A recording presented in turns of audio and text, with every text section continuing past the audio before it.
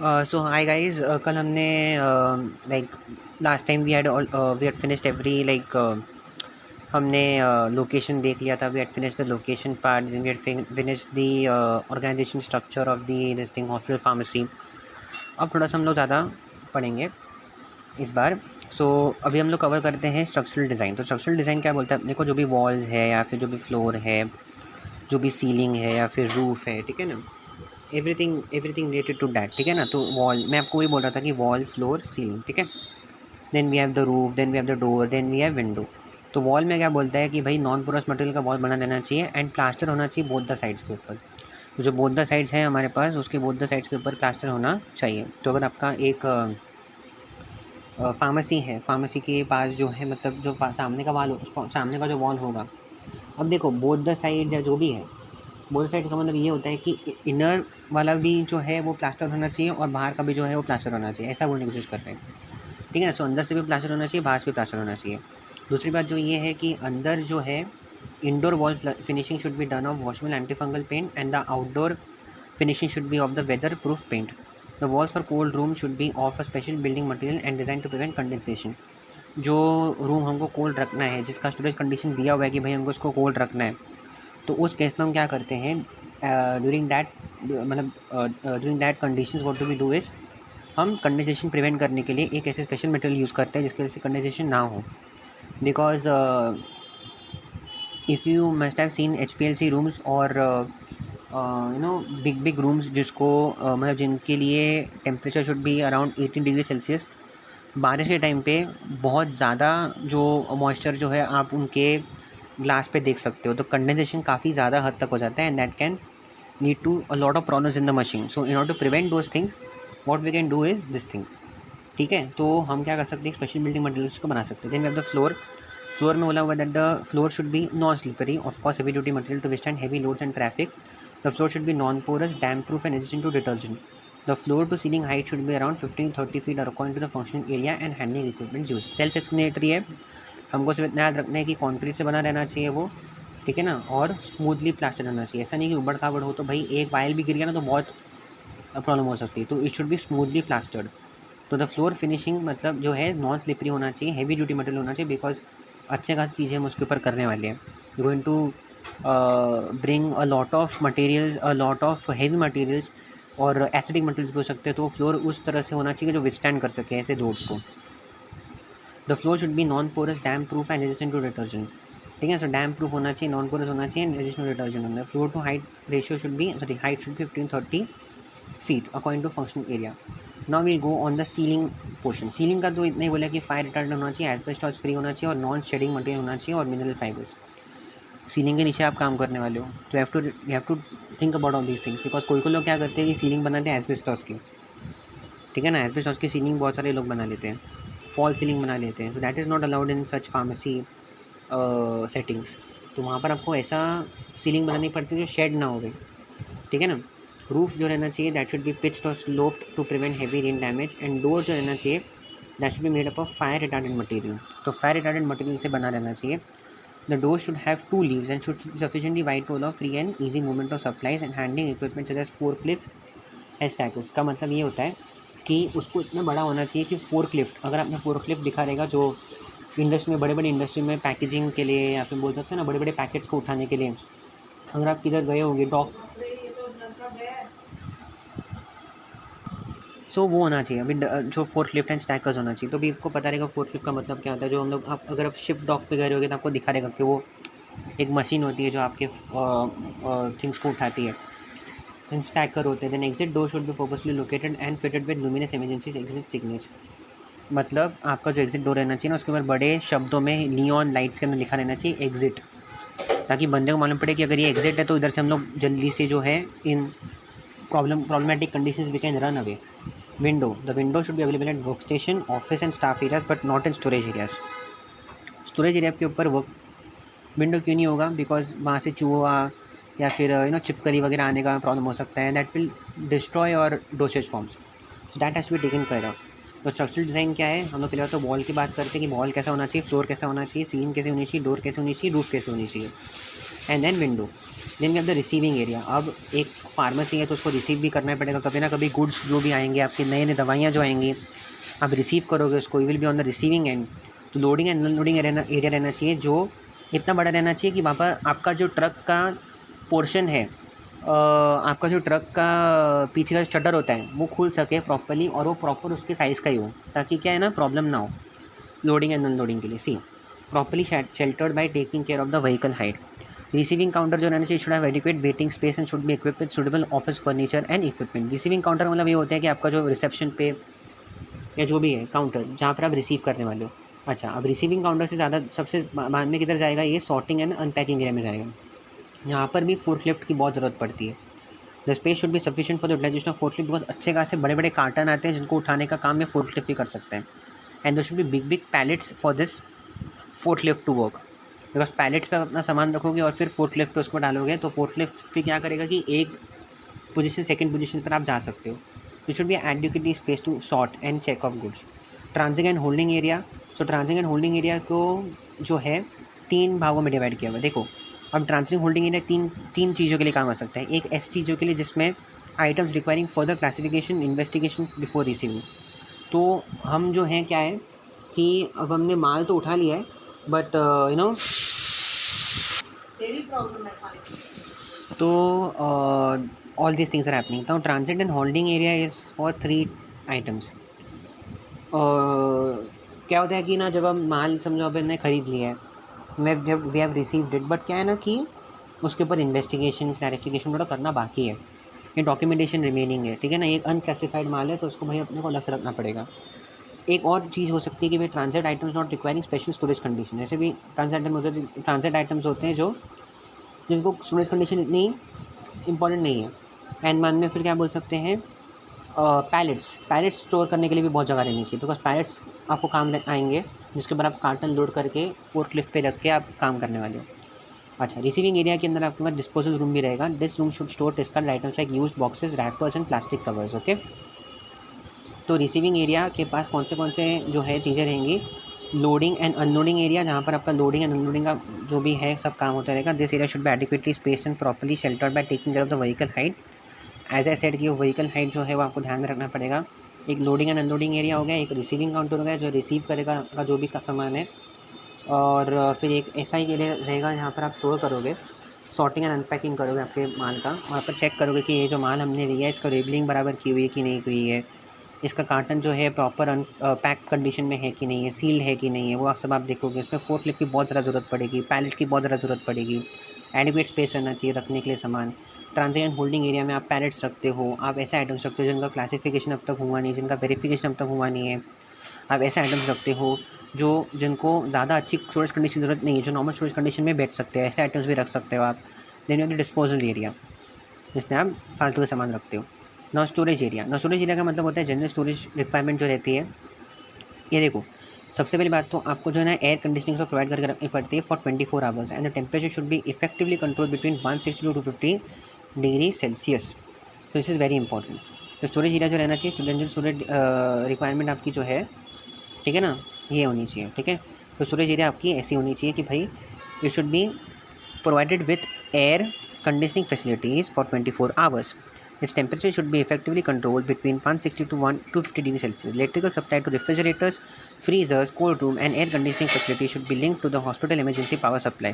Because अगर किसी भी पावर शॉर्टेज के अंदर अगर ये इलेक्ट्रिक सप्लाई उड़ गया और 6-7 घंटे तक आपका जो स्टोरेज एरिया के अंदर है ही नहीं इलेक्ट्रिसिटी, प्रॉपर कुछ है ही नहीं, कंडीशन मेंटेन नहीं हो रहा है, टेम्परेचर कंडीशन मेंटेन नहीं हो रहा है, सारा सामान जो है ख़राब हो जाएगा। So have to link it to the hospital's emergency department. क्यों हॉस्पिटल में ऐसे भी इमरजेंसी होती है ना कि अगर 6 घंटे तक लाइट नहीं आती है तो फिर वो उन लोग जनरेटर चला देते हैं, तो उसको आप लिंक करके रखो। और computerise alarm system should be connected to the main electrical control system of the hospital for detecting electrical failure of cold chain equipment. Adequate space should be provided for forklifts, stackers and trolleys and for accommodating IT facilities. Computer के लिए भी आपके पास जगह रहनी चाहिए जिसमें आप entry करके रखो कि भाई इतना सामान आया है, इतना सामान नहीं आया है। This area should be have sufficient number of pallets, shelves and racks. Then we have the drug store. अभी drug store and general storage requirement different होता है। अब ड्रग स्टोर जो रहता है ना, उसमें क्या रहता है should have adjustable modular heavy duty open racks for storing packages of different sizes. It have sufficient storage area for bulk items. Heavy duty plastic pallets, ठीक है ना, design to work with forklifts. फिर आपके पास यहाँ पर designated area होना चाहिए जिसको आप कॉशनरी सिग्नेज देख के रखोगे, भाई ये ड्रग स्टोर है जिसके अंदर मैंने सारे ड्रग्स जो है स्टोर करके रखे हुए हैं, और इसको मैंने कीमोस्पिल किट भी दिया हुआ है फॉर साइटोटॉक्सिक ड्रग्स। देखो ना, ये कीमोस्पिल किट भी है यहाँ पर साइटोटॉक्सिक ड्रग्स के लिए।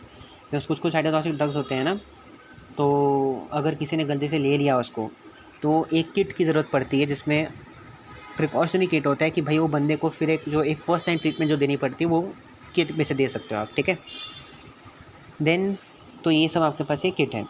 अभी ये हो जाता है हमारे पास ड्रग स्टोर का थिंग, ठीक है ना। जनरल स्टोरेज रिक्वायरमेंट मतलब क्या है कि ये तो आपको हर चीज़ में इसका पालन करना है। You have to follow this in drug store also, you have to follow this in dangerous drugs and psychotropic substances store, you have to follow this in cold room, pharmaceutical refrigerator, freezer area.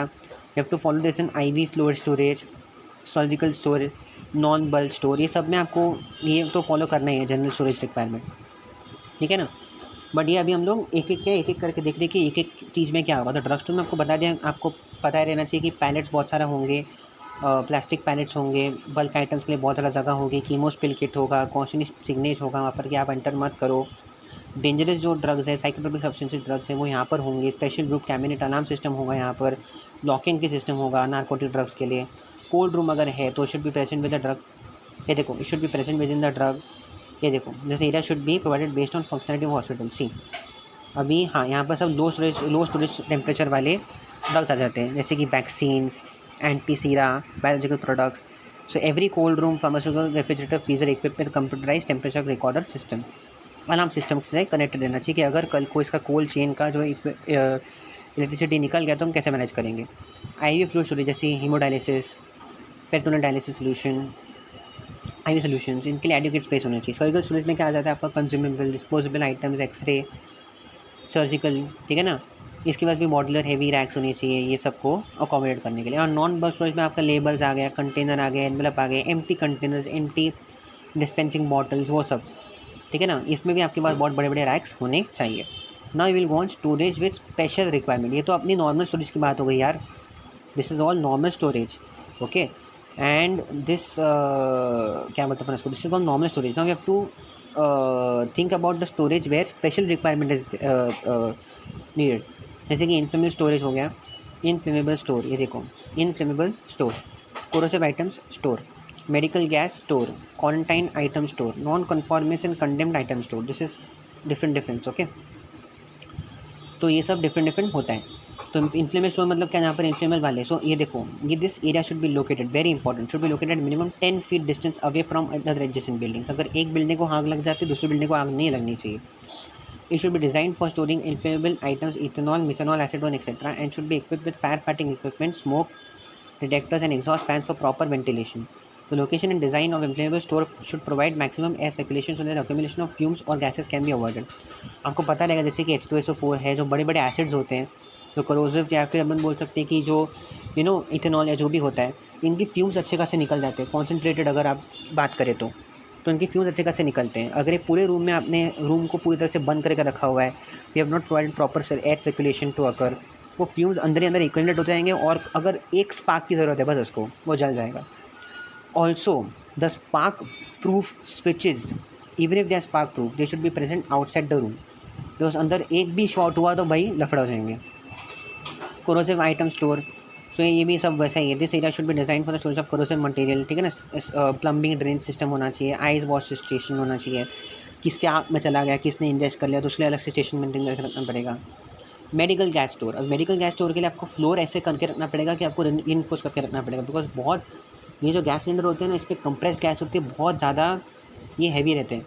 तो ये जो आपका है, तो ये floor जो आपको है ना, ये शुड बी री इन्फोर्स्ड, बिकॉज क्या है कि अगर री इन्फोर्स करके नहीं रखोगे, ये बेयर नहीं कर पाएगा वेट, टूट जाएगा और क्रैक्स आ जाएंगे। गिर नहीं जाएगा फ्लोर, बट क्रैक्स आ जाएंगे, फिर आप फिसल के गिर सकते हो, that is a problem. Loading and unloading area shelter करके रखना पड़ता है। Fire fighting, rescue department of environment, ये सब आपका होना चाहिए। Proper ventilation should be maintain. Again quarantine item storage, again the designated area should be provided and clearly labelled, and non conformable designated store cabinet for expired, obsolete और damage item should be provided prior to disposal. So all of these areas are special requirement वाले storage areas. ये जो हमने storage area देखे थे वो तो normal जो आपके हैं फार्मेसी के अंदर वो ये स्टोरेज एरियाज हैं। उसके ऊपर हमने देखा था कि भाई अगर पहले बात तो ये जो स्टोरेज एरिया है ठीक है, आप स्टोर करोगे क्या, माल को स्टोर करोगे, पर माल को रिसीव तो करना पड़ेगा। तो रिसीविंग एरिया जो है वो ये है, जिसमें आप सॉर्टिंग करोगे, पैकिंग करोगे, लेबलिंग करोगे, ठीक है ना। तो वो सब के बारे में बात यहाँ पर हमने डिटेल में बात की हुई है। अभी issuing area, temporary holding area and issuing counter. Temporary holding area मतलब क्या होता है, supply to various departments is carried out in this area, ठीक है ना। मतलब अभी कल अगर मेरे को ऑपरेशन करना है तो वो बोल के रखेंगे ना अपने को कि भाई मेरे को ये दिन का सर्जिकल यूनिट और ये दिन का जो मेरे को सूचर के जो चीज़ें चाहिए मेरे को, CSS आपको याद रहेगा, आपने CSS डिपार्टमेंट के बारे में पढ़ा था in the previous chapter, that is central sterile service department.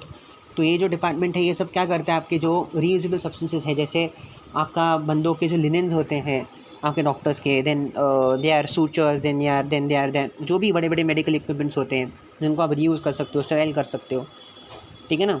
वो सब आपको नेक्स्ट दिन के लिए तैयार रखना है, तो आप उसको टेम्परेरी होल्ड करके रखोगे। वो भी एक एरिया होनी चाहिए यहाँ पर जिसमें आप टेम्परेरी स्टोर करके रख सकते हो। From this area then different departments में वो जाएगा, ठीक है ना। So indents from various department should be processed and prepared for supply and kept your till collected. Designated secure area should be provided close to the issuing area. So issuing counter, it should have an adequate waiting space, should be equipped with appropriate office furniture, सब कुछ होना चाहिए, ठीक है। अब temporary holding area तो है, but nobody will come inside the temporary holding area ना। एक काउंटर होगा जहाँ से सब कुछ डिस्पेंस होगा, okay, that will be N entrance, सोच लो ऐसा, ठीक है। तो ये सब देख लिया। अभी हम लोग एडमिनिस्ट्रेटिव एरिया पे आ जाते हैं। ये ना मेजरली जो आपको याद रखना है कि इसमें आप नहीं भी लिखोगे अंदर का चीज़ तो भी चलेगा, बट जस्ट रिमेंबर दैट ये सब चीज़ें होती हैं, okay. Afterwards you have to, हाँ ये भी बहुत ईजी है यार, ये तो बहुत ईजी है, एंसिलरी एरिया तो बहुत ईजी है। ये तो हमने फार्मास्यूटिकल जूरिस्प्रूडेंस में पढ़ा था, ठीक है ना। वॉशरूम होना चाहिए, पर्सनल स्टाफ रेस्ट रूम होना चाहिए, वो सब होना चाहिए, दैट इज़ वेरी ईजी, ठीक है। तो वो तो लिखना पड़ेगा अपने को थोड़ा सा ये, then will be finishing this chapter very soon, ठीक है। तो क्या है कि ये देखो, ये खाली नाम याद रखो, एक फार्मासिस्ट इंचार्ज ऑफिस होना चाहिए और एक ऐसा जगह पे वो सिटुएटेड रहना चाहिए कि वो सारे एडमिन वर्क को या जितना भी जो भी काम हो रहा है फार्मेसी के अंदर वो देख सके, एक ऐसे एरिया से रहना चाहिए। जैसे कि हम बोलते हैं ना कि अ पर्सन, मतलब बोलते हैं ना एक ऑफिस में जो हेड होता है उसका जो पोजीशन रहती है वो ऑफिस के बीच रहती है कि भाई वो उधर से सब लोगों को देख सके, एक आई रख सके। सो फार्मासिस्ट इंचार्ज ऑफिस यहाँ पर रहेगा। Then there will be other office that is pharmacist work station. So pharmacist incharge office and pharmacy work station. The general office, meeting discussion room, document room and reception counter and customer waiting counter. तो pharmacist incharge office, pharmacist work station, general office, document room, meeting room and your reception counter and customer waiting area. Actually I won't cover because एक तो भाई यार बहुत ही ज़्यादा obvious सी चीज़ है, ठीक है ना। Floor space requirement very important. ये जो फ्लोर स्पेस रिक्वायरमेंट है ये सब आता है आपका according to norms led by drugs and cosmetic act under schedule M। तो शेड्यूल M के अंदर ये सब चीज़ें आती हैं। किसी भी फार्मेसी एरिया में आपके पास जो है the floor area should be minimum 250 metre square, very important, ठीक है। सो 250 मीटर स्क्वायर की जो है एरिया अच्छी खासी रहनी चाहिए। अगर आपके पास 100 बेड्स हैं तो the area requirements increase at 10 metre square per bed, ठीक है ना। तो पर बेड के लिए अगर 100 बेड्स अगर आपको अकोमोडेट करने हैं तो फिर 250 से आपको और एक्स्ट्रा 10 डालते रहना पड़ेगा। अगर 200 बेड्स के लिए करना है तो 6 मीटर स्क्वायर हो जाएगा। और अगर आपका लार्जर बेड कैपेसिटी है, टीचिंग इंस्टीट्यूट्स है, तो आपको वो फिर एरिया और बढ़ानी चाहिए। बट आप इतना याद रखना अभी के लिए कि 250 मीटर स्क्वायर जो है वो रहनी चाहिए। And for each and every bed depending on the size of the hospital and depending on the number of beds that it can accommodate the additional area requirements will increase. Now staff requirements. अभी staff requirements क्या है, सबसे पहली बात आपको याद रखना चाहिए कि ये देखो ये बहुत इंपॉर्टेंट है। इधर से चालू करेंगे, ठीक है। तो ये 6 चीज़ें आपको जो है दिमाग में एकदम से डाल देनी है कि 1 member as a chief pharmacist और डायरेक्टर। तो 1 member as a chief pharmacist और the director should be present here. At least 4 registered pharmacists in smaller hospitals so that one pharmacist handles 60 patients. Total patients involve both inpatients and outpatients. तो यहाँ पर लिखा हुआ है कि हर एक small hospital के अंदर 4 फार्मासिस्ट होने ही चाहिए, बिकॉज अगर एक छोटा हॉस्पिटल भी है, अगर चार फार्मासिस्ट अगर है तो एक फार्मासिस्ट जो है 60 बंदे को देख सकता है एक टाइम पे, तो उतने तो है नहीं चाहिए. Sufficient number of assistants, attendants, sweepers, clerks भी होने चाहिए यहाँ पर, ठीक है ना. और hospital pharmacy manufacturing drugs and formulation should have manufacturing chemist, analytical chemist. अगर ऐसा फार्मेसी है जो मैन्युफैक्चर भी करता है ड्रग्स को, तो एनालिटिकल केमिस्ट आपको चाहिए ही चाहिए, मैन्युफैक्चरिंग केमिस्ट चाहिए, एडिशनल असिस्टेंट फार्मासिस्ट चाहिए, ठीक है. अच्छा, for 50, 100 and 200 bedded and 500 bedded hospitals. Number देखो कैसे इंक्रीज हो रहा है, 3, 5, 8, 10, 15 फार्मासिस्ट आर नीडेड. और अगर बड़ा हॉस्पिटल है तो भाई एक फार्मासिस्ट को फिर 130 पेशेंट को देखना पड़ेगा, तो उस तरह से आपको जो है प्लानिंग करनी पड़ती है. तो अगर 50 बेड का है, देखो कैसे याद रखना है, 50, 100, 200, 300, 500 के लिए आप क्या नंबर यूज़ करोगे, 3, 5, 8, 10, 15. These are the number of pharmacies required for the respective hospital के बेड नंबर के हिसाब से, ठीक है. तो ये सब आपका जो है होगा. तो मतलब तो हॉस्पिटल फार्मेसी में स्टाफ क्या होना चाहिए फार्मेसी का, एक चीफ फार्मासिस्ट होना चाहिए, डायरेक्टर होना चाहिए, फिर 4 फार्मासिस्ट, तो 4 से 5 फार्मासिस्ट तो रहने ही चाहिए आपके स्मॉल हॉस्पिटल्स के अंदर, ताकि एक फार्मासिस्ट जो है 60 बंदों को एक टाइम पे देख सके. असिस्टेंट्स, अटेंडेंट्स सब रहने चाहिए यहाँ पर, क्लर्क्स रहने चाहिए फॉर हेल्पिंग देम, ठीक है. Then there should be manufacturing chemist, analytical chemist, sub additional assistant pharmacist and everyone.